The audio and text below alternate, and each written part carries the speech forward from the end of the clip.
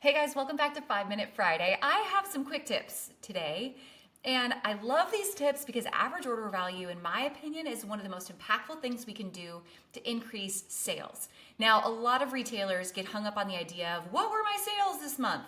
Well, sales are a lagging indicator. They tell us what happened and how we performed a month ago, right? Because all the things we did a month ago led to the amount of sales we have now. Well, I would rather you focus on what are my leading indicators? What are the things, the metrics, the to-dos, right, that I could be doing right now that are going to impact sales a month from now?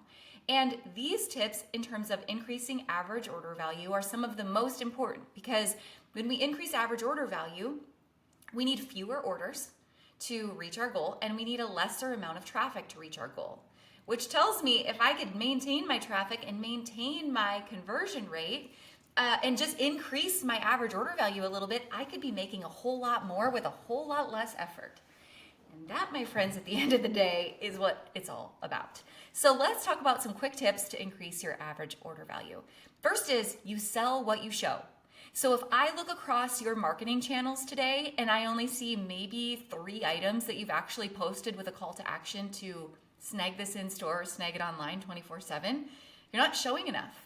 Or if I walk into your store and I'm only seeing items on a waterfall rack, not merchandised or layered, and I have to really kind of dig around to find enough things to check out, or if I come to your website and I only have one thing in my cart, I'm not excited enough. So you only will sell what you show. So how can you suggest and how can you show more? Layering, merchandising, cross-marketing and cross-promoting and educating are all great ways to increase how much we are showing product. And again, the frequency in your marketing is absolutely critical. Using carousel posts or recap posts on Facebook, including things in live sales and then re-showing them again later. If I looked at the things that did not sell in your business, would I come across things and say, hey, when's the last time you posted this item on social media? And you would say, I don't know that it's ever been posted. Then you have a problem. Or once on a Tuesday 3 months ago, then you have a problem. We should have a plan where our merchandise is getting shown multiple times across our channels because that customer needs to see things on average of 7 times in order to take action. So we've got to be able to show more of our product more often. So one way to think about doing that is layering and merchandising. In apparel, my rule of thumb, and again, I worked at the Buckle in college, and this was just like such a huge piece, there was a 4-piece layering rule.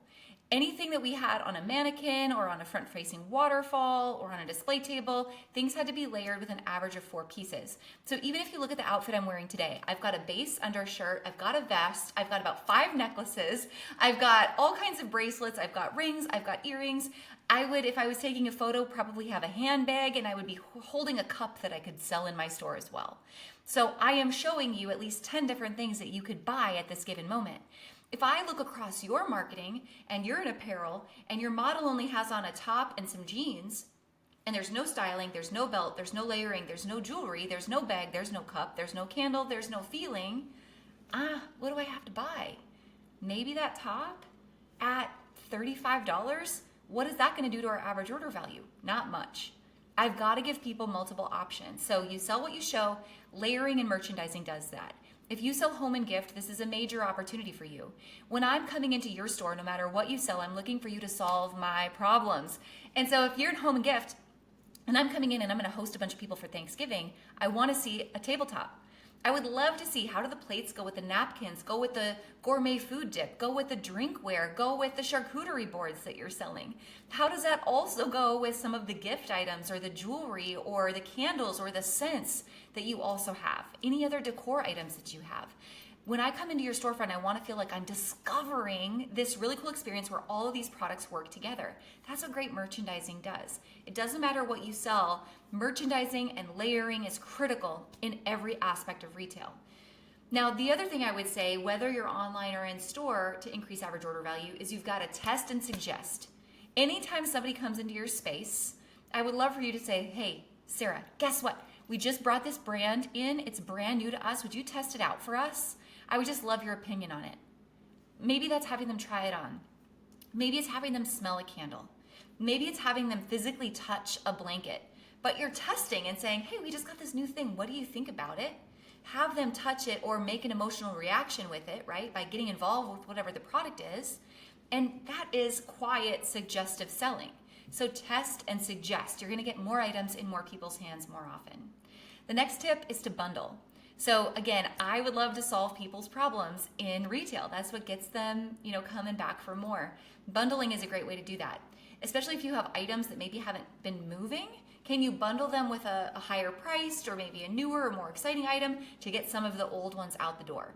Do you have teacher gifts? Can you bundle up graduation gifts? Can you bundle up stocking stuffers? Can you bundle up Mother's Day items? Can you bundle up Father's Day items? How can you make someone's life easier by having a pre-made gift idea in a bundle that someone can grab and go with? Another great opportunity for average order value, if you have kids and you've shopped at Claire's, first of all, bless. You know the experience of shopping with daughters and Claire's, but one thing they do so well is you get to check out and you've already spent a bloody hour looking at 45,000 different earrings, and you get to the checkout and they're like, oh, did you know that it's actually like buy 3 get 1 free? And you're like, or no, buy 3 get 1 half off, or just some crazy thing, and you're like, what? Like, I've got to go spend another hour looking for 3 more items so I can get my one thing half off. And your daughter's like, yeah, Mom, let's do it. And you're like, nah. Pretty soon you've come home with like lip gloss and a mirror and some hair scrunchies and some blue light glasses and all the things you didn't need, right? But your average order value went through the roof when you're in an accessories experience like that. So any kind of offer at checkout where they can add on in an accessories category, which typically is a lot higher margin, is often a great opportunity. Now, when we're talking about online sales, one of my favorite ways to increase average order value is your free shipping margin. Free shipping should typically be about 10% over what your average order value is. If you have an average order value right now of like $75, I would want that free shipping to be at least around 100, right? You want to get people up over that threshold. If your average order value is around 50, I might have free shipping over 75. So play with that to try to get people to add more items in the cart. You can install apps on your website that are a free shipping countdown. So once I have items in my cart, it's like, hey, you only have to spend $9 more to achieve free shipping. And girl math, your customers are going to do that. So let them. All right, finally, educate and solve problems. If you have an item that isn't moving, make sure you're showing it in an educational or a demonstration video. Show us how to use this candle and why it's different than the candle I bought at Walmart. Tell me about it in a video. If you're selling vests, show me 10 different ways I could style it. If you're selling jackets, show me 10 different ways you could style it.